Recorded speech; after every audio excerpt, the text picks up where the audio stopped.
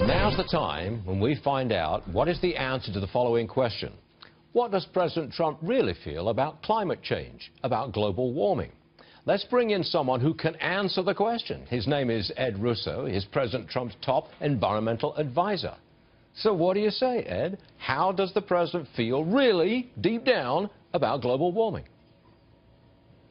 Well, if it's global warming or it's climate change or it's sea level rise, it's all about clean air and clean water, and that's what he's been focused on as a private citizen. That's what he wants to be focused on as president, and that there are better ways of handling items that clean up the air and make sure it has a better effect on clean air and the climate change than just CO2s. Does he believe that the Earth is warming and that is the result of human activity? I mean, that's the real question here, isn't it?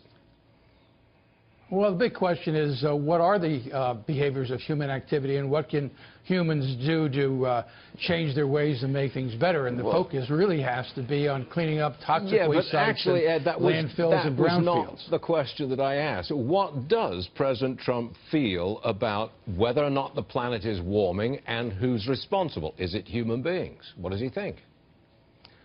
Well, human beings contribute to this, but it's not a question of whether you believe in climate change or not. It's a question of whether you understand it. And we have to work to clean up the environment now, and that'll have a much greater effect on climate change and global warming. And that's where our focus must be. So, I mean, he wants to cut the Environmental Protection Agency budget significantly. He wants to cut various rules and regulations. That's how he's going about taking care of climate business, right? Well, what he's trying to do is streamline EPA and make it more responsive and make it more results-oriented.